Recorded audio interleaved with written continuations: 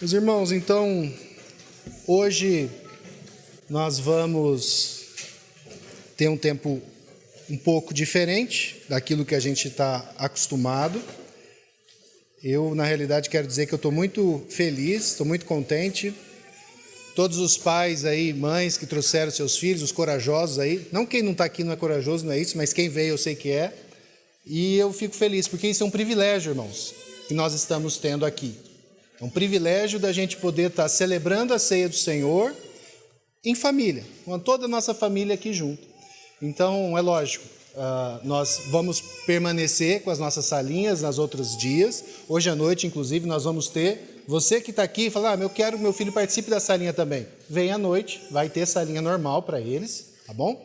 Mas agora, pela manhã, as crianças vão participar aqui conosco do culto. Não vão participar da ceia ao fim, como eu vou até explicar no decorrer do nosso estudo, mas as crianças vão participar aqui conosco. E eu quero exortar você, pai e mãe que está aqui junto com seus filhos, esteja atento à forma como ele está lidando, às dúvidas que porventura ele demonstre, para que você possa ajudá-lo a compreender. As crianças que estão aqui, eu quero que vocês prestem atenção, tá bom? Vocês vão prestar atenção aqui no tio. A gente vai tentar explicar tudo de um jeito que vocês possam entender, mas se você tiver alguma dúvida, a hora que acabar, você vai perguntar para o papai, vai perguntar para a mamãe, por isso que é importante prestar atenção, tá bom? E pode perguntar para o tio também, se você quiser, a hora que a gente acabar, porque é para todo mundo poder entender. E hoje nós vamos falar do quê? Já que hoje vai ser o primeiro culto em que as crianças todas vão ficar junto conosco para a ceia do Senhor, nós vamos então hoje falar sobre a ceia do Senhor, para a gente ter uma compreensão, não só para as crianças, mas para todos nós. Todos nós precisamos ser relembrados de tempo em tempo o que é a ceia do Senhor, por que o Senhor instituiu a ceia, qual que é a finalidade dela, e é isso que a gente quer fazer hoje. Então nós vamos falar hoje sobre a ceia do Senhor, e ao falar sobre a ceia, nós vamos falar desses 4 pontos. A gente vai falar sobre a Páscoa dos judeus e a ceia do Senhor. Peraí, mas o que tem a ver uma coisa com a outra? A gente vai explicar. Eu quero que vocês entendam que quando o Senhor Jesus Cristo instituiu a ceia do Senhor para que nós fizéssemos, Ele não criou isso do nada. Isso foi um prosseguir de uma série de atos de Deus no decorrer da história, e naquele momento Ele vai instituir a partir de algo que já existia, mas dando um significado todo novo e todo diferente. Como que foi a instituição da ceia do Senhor, os benefícios da ceia e quem pode participar da ceia. Então, o primeiro ponto é esse daqui, a Páscoa e a ceia. Entenda o seguinte, quando a gente fala em Páscoa, talvez eu falei Páscoa, todo mundo vai pensar no quê? O coelhinho da Páscoa, na ressurreição de Cristo. E veja, coelhinho não tem nada a ver mesmo, tá? Mas quando a gente fala de ressurreição de Cristo, a ressurreição, de fato, é o significado que a gente dá para a Páscoa, chamada de Páscoa cristã. Mas, na realidade, irmãos, a Páscoa em si é uma celebração originariamente judaica. Foi instituída por Deus lá na época de Moisés, no Êxodo. Então, os judeus eles celebravam a Páscoa desde a época de Moisés. E aqueles judeus que não creram em Jesus, até hoje, estão celebrando. Eles celebram todos os anos a Páscoa deles, que era bem diferente daquilo que a gente conhece. Mas existe, isso que é importante a gente entender, essa celebração que nós vamos participar hoje, que é a ceia do Senhor, existe uma ligação direta entre a ceia que nós tomamos com a Páscoa que os judeus celebravam antes. E o que era a Páscoa que os judeus celebravam? Eu quero que, por isso que eu estou falando para as crianças, mas estou falando para a igreja como um todo, porque tem muita gente que às vezes nem sabe disso e a gente fica repetindo e sem entender muito bem. A Páscoa judaica foi uma celebração instituída pelo próprio Deus, em Êxodo capítulo 12, por meio de Moisés. E era a principal festa dos judeus. Porque essa celebração lembrava de algo muito importante, talvez um dos pontos principais da história dos judeus. Vocês se lembram que os judeus ficaram presos no Egito por 400 anos? Presos no começo não, eles foram porque quiseram, viveram muito bem no início, mas no fim eles acabaram sendo o quê? Escravizados. Eles ficaram como escravos lá. E nesse tempo em que eles estavam vivendo ali como escravos, Deus, em algum momento, ele se compadece do seu povo e ele levanta um homem para que esse homem seja usado por ele para libertar o povo. Vocês se lembram quem que era esse homem? Moisés, isso aí. Moisés foi o homem que Deus usou para confrontar o faraó, que era o líder dos egípcios, para que o povo dele fosse libertado da escravidão. Foi assim que Deus fez. E o faraó deixou o pessoal sair no começo? Não deixou. E pelo fato do faraó não ter permitido que eles saíssem, né, a gente sabe como aquilo aconteceu, o Senhor Deus, ele começa a se utilizar de pragas. Pragas são coisas muito ruins que acontecem. Pragas, 10 pragas contra o povo do Egito, e contra o Egito como um todo. Essas pragas, elas são só um pequeno revelar da ira. Sabe o que é ira? Ira, raiva. Da ira de Deus contra aquelas pessoas.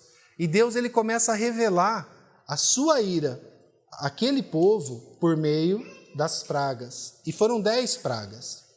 Se você pegar, eu vou pôr até aqui para a gente tentar lembrar. Eu sei que aqui acho que as crianças vão lembrar mais do que os adultos, porque na salinha eu sei que todo mundo aprende isso. Primeira praga. Os rios e as águas de todo o Egito se transformaram em sangue. Isso. Depois veio uma praga de rãs por todo lugar, dentro de casa, fora de casa. Tem vários adolescentes aqui hoje, né? Acampamento dos adolescentes foi semana retrasada, apareceu uma perereca dentro da casa que eles ficaram e foi um escândalo. A Rebeca não está aqui hoje, foi a Rebeca que salvou todo mundo, ela levou a perereca para fora da casa. Agora imagine rãs por todos os lugares, não era uma só, eram várias. Rãs. Depois veio uma praga de piolhos, uma praga de moscas, pestilência, peste mesmo ali entre os animais, muitos animais morrendo. Úlceras são grandes feridas que estouravam nas pessoas, e aquelas pessoas viviam cheias de dores e pus e tudo mais. A saraiva, o que é a saraiva? A saraiva é quando era pedra caindo do céu, que destruiu muitas coisas, plantações. Depois vem ainda o que sobrava, vinha o gafanhoto, outra praga, e o gafanhoto ali devastou praticamente tudo. A 9ª praga foram as trevas, 3 dias de trevas total, tudo escuro. E não tinha, né? Não preciso lembrar, mas naquela época não tinha o quê? Energia elétrica. Então era escuro, escuro pleno. 3 dias de trevas, inclusive durante o dia. Mas, aqui eu só pus 9, de propósito, porque a gente sabe que havia uma última praga, a pior das pragas, a pior de todas. E eu lembro que quando eu era pequeno, eu era o filho mais velho. E aí quando eu ouvia falar disso, eu falava, nossa, porque a última praga que Deus mandou era a seguinte, que todo filho mais velho de cada casa do Egito, em um dia, iria morrer. O anjo da morte passaria por cada uma daquelas casas e cada filho mais velho morreria. Irmãos, isso não é um mito, isso aconteceu de verdade. Isso é real. Isso aqui é uma pequena manifestação da ira de Deus quando ela se revela. Uma ira parcial, num povo só, num dia só. A ira de Deus, ela um dia pode vir, vai vir, pode não, ela virá de uma maneira definitiva contra todo aquele que rejeita ele. Mas nesse momento ela veio em particular e causou uma devastação como nunca antes se havia visto. Naquela noite, em uma noite, o anjo da morte vai passar por cada casa do Egito e vai levar todo filho mais velho. Como eu falei, eu era o mais velho e eu ficava, nossa, se fosse aqui em casa, se fosse hoje, o que ia acontecer comigo? Mas vamos pensar, morreu todo mundo ou não? Alguns foram salvos. E por que alguns foram salvos? Porque o Senhor, ele deu uma orientação. Ele chama os filhos dele, ele chama aqueles a que ele ama, os seus filhos, ele vai dar uma orientação. Ele vai dizer o seguinte, vocês, meus filhos, os judeus, aquele povo que eu escolhi, vocês vão fazer algo. Cada um de vocês vai pegar um cordeiro, um carneirinho, perfeito, puro, sem nenhuma mancha, e você vai matar esse cordeiro. E ao matar esse cordeiro, você vai coletar o sangue desse cordeiro. Ou seja, preste atenção que isso é muito importante. Alguém teria que morrer. Certo? Ou morria o filho, da pessoa que estava na casa ou um cordeiro. Alguém teria que morrer. A ordem do Senhor era clara, alguém morreria. Então, eles pegam aquele cordeiro, cada casa de cada judeu, eles matam aquele cordeiro, eles tiram o sangue, e aí eles vão pegar esse sangue e eles vão marcar a entrada das suas casas. Eles vão colocar esse sangue na verga e no umbral de cada casa, uma representação. E eles passavam o sangue desse cordeiro às portas das casas. Por quê? Porque quando o anjo da morte fosse passar por cima de cada casa do Egito, para executar o julgamento da ira de Deus, que era matar cada uma dos primogênitos de cada casa, primogênito, filho mais velho, tá? Quando ele fosse passar e ele visse na porta o sangue aspergido, ele saberia que naquela casa ele não precisava exercer o juízo. Que naquela casa o anjo da morte iria passar por cima da casa e ele não executaria o juízo. Ele faria distinção, separação entre o povo que ele tirou do mundo para ser o povo dele santo, o povo da aliança, e aqueles que escravizaram o povo de Deus, o povo da aliança. A ira do Senhor cairia sobre o Egito, mas não sobre o povo dele. O anjo passaria por toda a casa que estivesse marcada com o sangue do cordeiro. Ele ia passar e ele ia deixar que aquelas crianças, aqueles filhos mais velhos daquelas casas onde um cordeiro já havia sido imolado, morto em favor deles, sobrevivessem. Essa foi a orientação que Deus deu. Era de fato um ritual libertador, que mostrava a libertação, era um sinal de redenção, de salvação, porque significava o seguinte: a ira de Deus é justa, ela é correta, mas essas pessoas que estavam protegidas pelo sangue estavam salvas. Elas não precisariam passar por essa ira. E eu posso dizer uma coisa com muita segurança para vocês: não existe nada pior para qualquer pessoa, criança ou adulto, do que estar debaixo da ira de Deus. Você acha gostoso quando seu pai está bravo com você? Ninguém gosta, né? Quando o pai está bravo. Mas muitas vezes o pai está bravo com você porque você fez alguma coisa que você mereceu que o pai estivesse bravo. Você concorda comigo? Acontece, é verdade. Mas a gente não gosta. E a gente sabe que muitas vezes a ira dos nossos pais contra nós, dos nossos professores contra nós, ela é justa e ela é correta. E a gente precisa muitas vezes ser disciplinado porque a gente fez algo de errado. Agora, nós estamos agora diante de Deus, que é o Deus Todo-Poderoso. Ele é justo e ele é perfeito, ele é totalmente santo. E todos nós aqui somos pecadores. Então a ira de Deus contra nós, ela é totalmente justa. Ele está certo em estar irado contra nós, porque nós todos os dias, o que a gente faz de errado? A gente mente, muitos de nós mentimos, nós desobedecemos, nós nos rebelamos. Quantos filhos não desobedecem os pais todos os dias? Quantos de nós, adultos, não desobedecemos as ordens das leis? Nós somos rebeldes contra os nossos empregadores, nós somos rebeldes contra tantas coisas. Nós pecamos todos os dias, nós odiamos os outros, nós temos inveja, nós temos ciúme, Irmãos, todos os dias nós estamos cometendo pecados e a ira de Deus se revela contra todo pecado. E a Bíblia nos ensina, terrível coisa é nas mãos do Deus vivo. Então, o que eu digo para vocês? A gente precisa ficar desesperado? Existe uma perspectiva que sim. Porque se for para você, cada criança aqui, cada adulto aqui, querer resolver com Deus, vamos lá, vem o Senhor com a sua ira e eu vou com a minha justiça. Não vai ter lugar para nós, a não ser a condenação eterna. Essa é a realidade. Mas a gente tem uma esperança. Quando a gente olha para a Páscoa judaica, a gente pode ver um vislumbre, ver um pedacinho, ver um pouquinho dessa esperança. Naquele dia, o anjo da morte, ele passou. Por que eu estou repetindo passou? Porque esse passou, no hebraico, eu não vou saber falar em hebraico, mas a palavra é o Pesach. O Pesach é de onde vem a palavra Páscoa. Muita gente acha que o Páscoa, essa palavra Páscoa, vem da saída do povo, quando ele passou pelo mar Vermelho. Mas não é isso, isso aconteceu depois, é verdade. Mas a Páscoa judaica é a celebração de quando o anjo da morte passou por sobre a casa de cada um dos judeus sem exercer o juízo de Deus. Ou melhor, O juízo foi exercido, mas na pessoa daquele pequeno cordeirinho que foi imolado. E aquele pequeno cordeirinho, porque isso aqui foi uma festa que foi instituída por Deus, ele precisava continuar sendo imolado todos os anos, todos os anos, todos os anos, todos os anos. E os judeus que não aceitam o Senhor, que não aceitaram a Cristo até hoje, devem estar fazendo isso.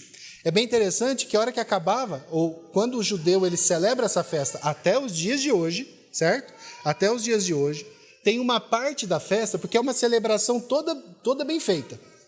Você tem a ordem certinho do que fazer, como fazer, o que comer. Mas chega uma hora da festa que uma das crianças da casa, e tem que ser uma criança, vê como a criança participava ali da celebração da Páscoa judaica, que um dos seus filhos, e pela tradição geralmente é o menorzinho que puder falar, é ele que tem que fazer essa pergunta. Eles estão celebrando a Páscoa e a criança menorzinha vai dizer assim: o que significa essa cerimônia? Lembra? Os judeus até hoje fazem isso. O que significa essa cerimônia? E aí, os pais, ou aquele que estivesse ali conduzindo a cerimônia da Páscoa, ele deve responder assim: é o sacrifício da Páscoa ao Senhor, que passou sobre as casas dos israelitas no Egito e poupou nossas casas quando matou os egípcios. Vocês conseguem entender? Essa é a celebração da Páscoa judaica. E os judeus continuaram fazendo isso, matando o cordeiro e relembrando disso todos os anos. Essa é a festa principal deles. Lembrar do dia em que o Senhor Deus passou, o anjo da morte passou e não puniu aquelas crianças, mas os poupou em razão do cordeiro. E era essa celebração aqui que os apóstolos acharam que iriam experimentar mais uma vez na vida deles. Naquele dia que a gente vai falar hoje sobre a ceia do Senhor e quando que o Senhor instituiu a ceia do Senhor. Naquele dia, os apóstolos achavam: vamos celebrar mais uma vez a Páscoa judaica. Porque, irmãos, os apóstolos e o próprio Jesus Cristo celebraram a Páscoa todos os anos da vida dele, desde pequenininho. Jesus celebrou a Páscoa. Eu fiquei pensando nisso na hora que eu estava lendo ontem à noite, aqui. É bem possível que em algum momento, quando Jesus era um menininho de 6, 7, 8 anos, não sei, ele foi a criança escolhida para perguntar na hora da cerimônia da Páscoa, lá em Nazaré, onde ele cresceu, perguntando assim: o que significa essa cerimônia? Pensou que interessante? Jesus, criança, perguntando: o que significa essa cerimônia? E José, talvez, ou outra pessoa mais velha, explicava: essa cerimônia é o sacrifício da Páscoa, quando o Senhor libertou seu povo. Sendo Jesus quem ele era, quem ele viria a se revelar, e que os seus pais já sabiam.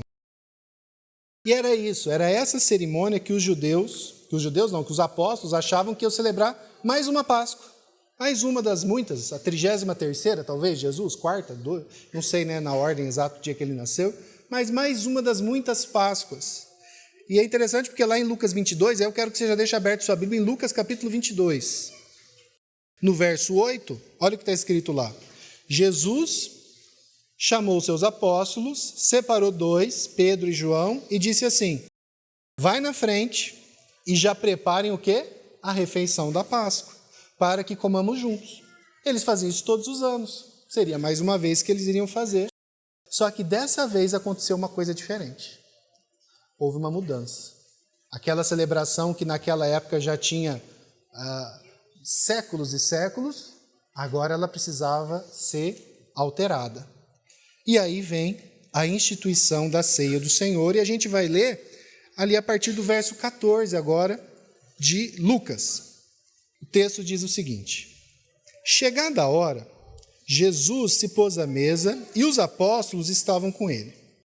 Então Jesus lhes disse: eu tenho desejado ansiosamente comer o quê? Essa Páscoa com vocês, antes do meu sofrimento. Pois eu lhes digo que eu nunca mais a comerei, até que ela, essa Páscoa, se cumpra no reino de Deus. E pegando um cálice, depois de ter dado graças, disse: peguem e repartam entre vocês. Pois eu digo a vocês que, de agora em diante, não mais beberei do fruto da videira até que venha o reino de Deus. E pegando um pão, tendo dado graças, o partiu e lhes deu, dizendo: isso é o meu corpo, que é dado por vocês. Façam isso em memória de mim. Do mesmo modo, depois da ceia, pegou o cálice, dizendo: esta cálice é a nova aliança do sangue derramado por vocês. Naquela refeição da Páscoa, normalmente, o que o judeu comia? Ele comia o cordeiro assado, ele comia o pão asmo, ou ázimo, que é o pão sem fermento, é um pão sem fermento nenhum que eles comiam. Eles tomavam vinho, eles tinham que tomar o vinho, eles comiam algumas ervas amargas e eles acrescentaram outras coisas que não estão lá em Êxodo, mas eles acrescentaram com base na tradição. Então você tinha ali uma celebração e todas essas coisas, irmãos, estavam naquela mesa, tá? Às vezes você pensar assim, na ceia do Senhor só tinha pão e vinho lá. Não, eles estavam celebrando uma refeição pascal. Ali tinha cordeiro assado, ali tinha erva amarga, ali tinha o vinho, ali tinha o pão, estava tudo em cima daquela mesa. Mas o fato é que, naquele momento, o Senhor fez algo diferente. De todos aqueles elementos que estavam na mesa, eles separam dois: o pão e o vinho. É interessante que nosso irmão Gabriel leu no começo uma referência a Melquisedeque, um homem que viveu antes de lei, antes de 10 mandamentos, que ninguém sabe de onde veio, para onde foi, por que veio, mas nós sabemos, sacerdote do Deus Altíssimo.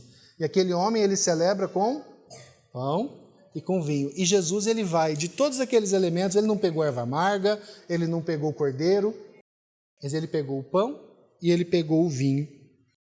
E aí, vamos ler agora o que o nosso irmão Sproul diz, para ficar mais fácil, vocês podem ir acompanhando ali. Quando Jesus celebrou sua última Páscoa com seus discípulos, ele se afastou da liturgia. Sabe o que é liturgia? É a ordem das coisas. Quando a gente está aqui na igreja, tem uma liturgia. A liturgia é assim, ó. Primeiro, alguém vem, abre a reunião lendo um texto da Bíblia. Depois, a gente canta. Tem um momento missionário. Depois, canta. Liturgia é isso, é a ordem. Existia uma ordem para a Páscoa dos judeus. Mas quando Jesus vem, ele muda essa liturgia, no meio da celebração. Ele acrescentou um novo significado àquela celebração da Páscoa, quando ele pega aquele pão asmo, aquele pão sem fermento, e ele dá um novo significado a ele ao dizer: isso é o meu corpo partido por vós. Em seguida, terminada a ceia, ele pega o vinho e em realidade diz: estou atribuindo um novo significado a esse elemento. Quando vocês celebram a Páscoa, porque esse vinho é o meu sangue. Não o sangue do cordeiro no Antigo Testamento. Lembra do sangue que a gente viu a fotinha aqui? Que ele passou assim? Não é esse sangue. Porque esse sangue, todo ano você tinha que matar um cordeiro e não precisava passar de novo, mas o cordeiro precisava morrer todos os anos. Que serviu como marca nas ombreiras da porta. Mas agora esse cálice é o meu sangue. Em essência, Jesus estava dizendo: eu sou a Páscoa. Eu sou o cordeiro pascal. Lembra o cordeiro que morria todo ano? Todo ano o cordeiro precisava morrer. Mas agora Jesus diz: eu sou o cordeiro, eu sou aquele que vai ser sacrificado em favor de vocês. É por meio do meu sangue, marcado não agora sobre uma porta, mas sobre a vida de vocês, verdadeiramente, né? Que vocês vão escapar da ira de Deus. Lembra da ira? Do anjo da morte?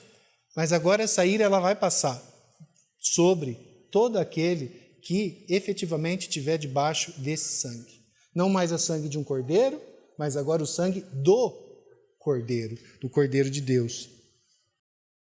Por isso ele disse: de agora em diante, aqui uma paráfrase, né, só para ficar mais claro para a gente entender: este é o meu sangue que é derramado por vocês para a remissão dos seus pecados.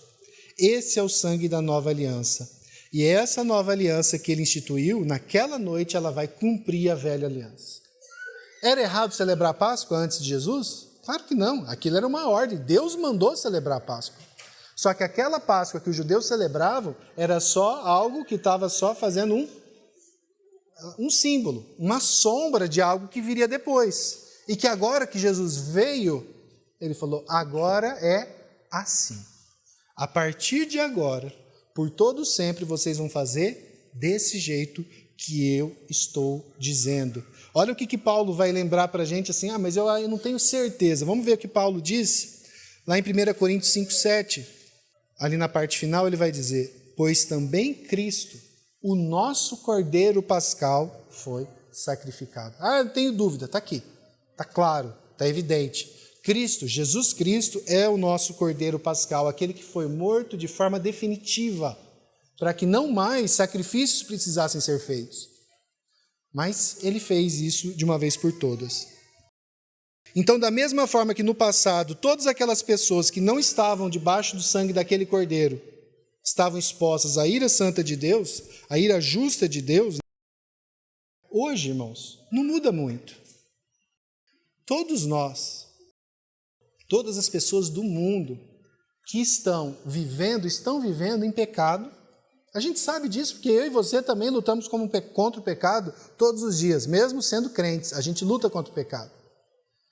Só que o mundo não se divide entre pecadores e perfeitos. Essa divisão não existe. Todos são pecadores. Mas existe sim uma divisão no mundo. Entre aqueles que se colocam debaixo do sangue salvador do Cordeiro de Deus que morreu de uma vez por todas há 2000 anos atrás, e que crê que esse sangue veio de fato para nos salvar dos nossos pecados, porque éramos nós que deveríamos ser punidos e eternamente punidos por causa do nosso pecado, mas ele morre no nosso lugar e torna justo todo aquele que nele crê. A justiça dele, inclusive, é imputada a nós. Então essas pessoas que estão debaixo do sangue não precisam se preocupar com a ira de Deus, porque a ira de Deus já foi derramada no Filho, no Cristo, lá na cruz. Mas todas aquelas pessoas que rejeitam a cruz, que rejeitam o Filho, que rejeitam o seu sangue, essas pessoas elas têm todos os motivos do mundo para temer, porque a ira de Deus está sobre elas e vai continuar sobre elas. Eu não sei quem são os eleitos.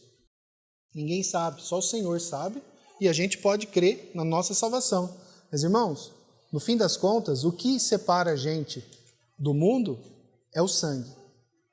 Você está debaixo do sangue? Você crê que Jesus Cristo morreu por você ou não? Isso se manifesta na sua vida com uma vida que é vivida de maneira santa e justa para a honra e glória dele, ainda que com imperfeições, mas vivida na força do Espírito? Você crê nisso? Isso é a sua realidade? Porque se for, você é um cristão. Se for, você pode descansar. A ira não é para você. Quer dizer, a ira é para você, mas Jesus Cristo ele ficou na tua frente e recebeu a ira que era para você. Mas se você crê de alguma forma que você não precisa do sangue, essa é uma dúvida que eu sempre tive, então quem quiser perguntar, não me pergunte, porque eu não sei a resposta, tá bom? Mas eu, quando era pequeno, eu já pensava nisso. Será que teve algum judeu que não passou o sangue naquela noite? Eu ficava pensando, será que teve algum judeu? Eu falei, não, eu não vou passar o sangue, não. Vamos ver o que vai acontecer. Eu sei de uma coisa, que se teve, o filho desse judeu morreu. Ah, eu sou da igreja, eu venho de vez em quando. Meu querido, se você não crê que Jesus Cristo morreu no seu lugar para substituir você, que a morte dele não se aplica a você, que você vai chegar no céu porque você tem boas obras, eu tenho uma má notícia para te dar. Boa notícia é o evangelho, a má notícia é essa. Você vai para o inferno fazendo isso. Mas se você crê que Jesus morreu no teu lugar e os méritos dele foram aplicados a você, você pode crer que você está salvo. Você foi salvo já há 2000 anos atrás. Quando Jesus morreu, você morreu com ele. Quando Jesus ressuscitou, você ressuscitou com ele. E isso eu estou falando para todo mundo, inclusive vocês, crianças. Jesus morreu por vocês se vocês crerem nele. Então, é importante que nós tenhamos isso muito claro. E se nós cremos nessa realidade, então a gente vai ter que obedecer às ordenanças de Deus. O Gabriel usou uma palavra aqui muito importante, ela chama-se sacramento. O sacramento ou ordenança são essas ordens que Jesus Cristo deu e instituiu para que a igreja dele obedecesse. E são duas. Uma é o batismo. O Senhor permitindo, em novembro a gente vai ter um tempo de batismo. E o outro é a ceia do Senhor, que todo o povo de Deus é chamado, então, não para fazer porque é legal, porque é bom, não, mas porque é um mandamento. Participar da ceia e ser batizado são mandamentos do Senhor. Então a gente vai ver como que a gente deve participar da ceia para isso que nos ajude a entender, porque não é participar de qualquer jeito. Você pode participar da ceia de forma indigna, e isso é errado. Mas você deve entender, o meu chamado como cristão é ser batizado e tomar a ceia do Senhor. E agora eu queria falar para vocês um pouquinho dos benefícios da ceia. O primeiro benefício, são muitos, mas aqui, o primeiro de todos é você não desobedecer a Deus, né? Já é um grande benefício você estar em obediência. Mas o segundo aqui, que eu vou pôr como primeiro, a gratidão. Uma das coisas que a gente faz na ceia é aprendermos a nos lembrar e a sermos gratos àquilo que Ele fez um dia. Lembra? Façam isso em memória de mim. O que eu faço quando eu tomo a ceia? Assim, quando eu estou pegando a ceia, eu estou aqui orando, o que eu devo fazer? Esse é um dos pontos. Lembrar que um dia Jesus morreu naquela cruz no meu lugar. E quando eu olho para trás, a ceia é um momento de lembrança. A Bíblia diz, é um momento de lembrança. Sabe quando a gente pega o álbum da família para mostrar? Olha o casamento do papai, olha como o papai tinha cabelo. Lembra? É um momento de lembrança. A gente senta para relembrar algo, certo?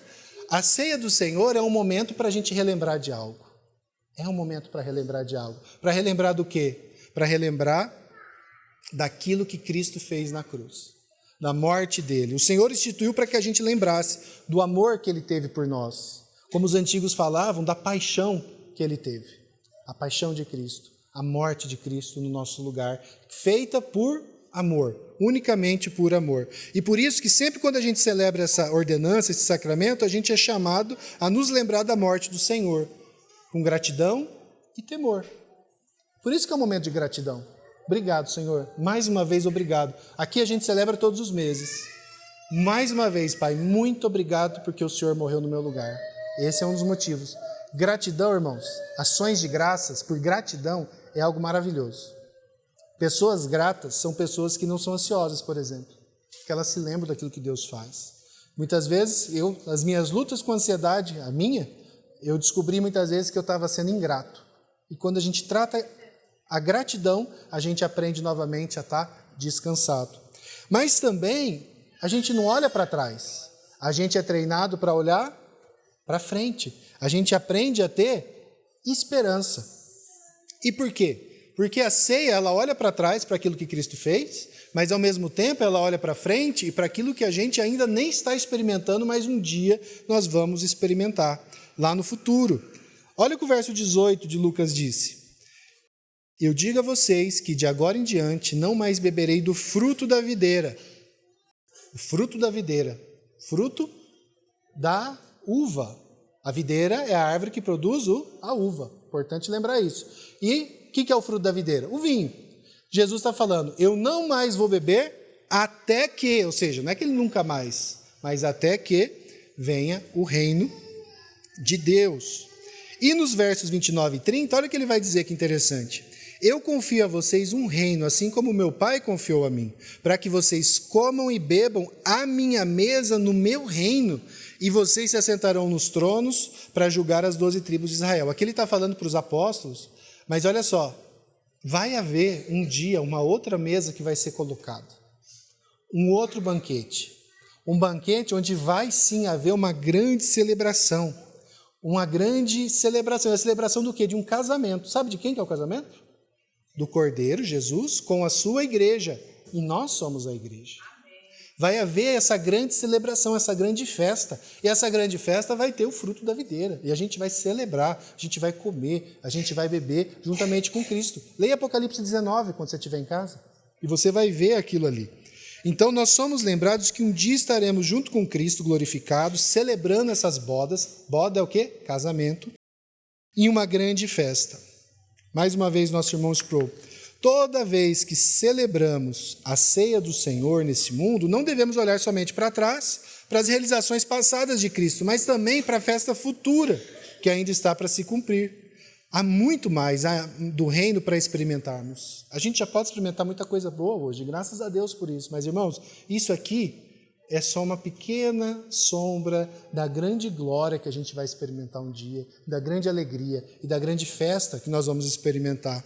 Nós já experimentamos hoje a inauguração do reino na vida, morte e ressurreição de Cristo, mas ainda esperamos a consumação final e futura do reino.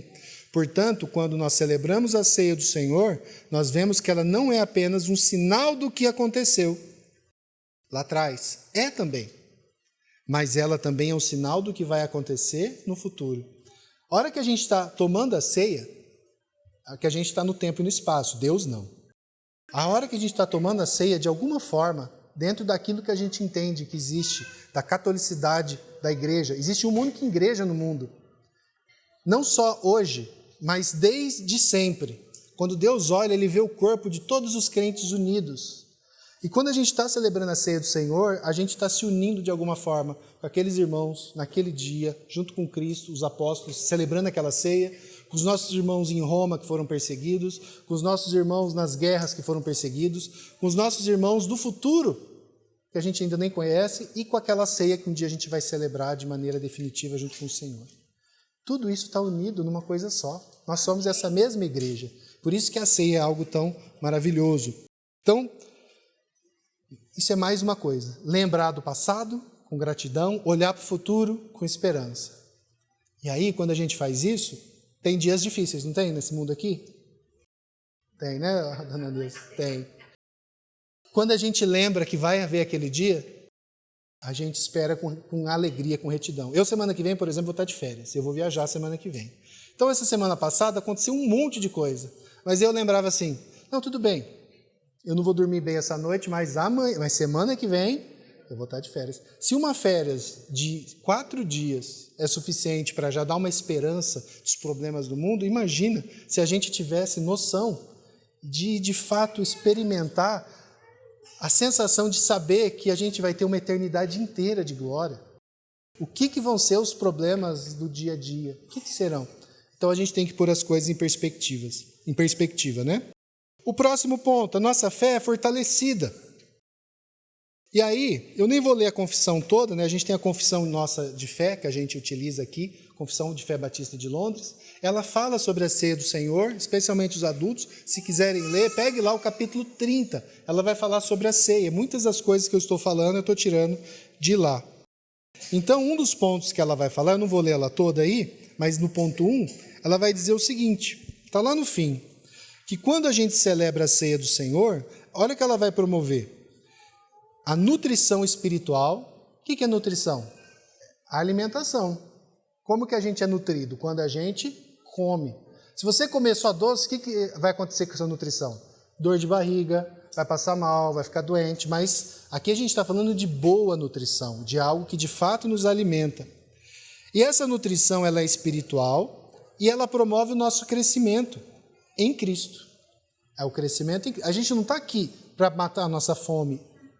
Esse pãozinho aqui não vai matar a fome de ninguém. Isso aqui é nutrição espiritual, para encorajar o maior engajamento dos crentes todos em seus deveres para com Cristo. Quando a gente celebra a ceia, a gente está lembrando de algo que nos capacita a viver como crentes de verdade, nos engaja nisso. E para ser um elo e um penhor da comunhão com o Senhor e uns com os outros.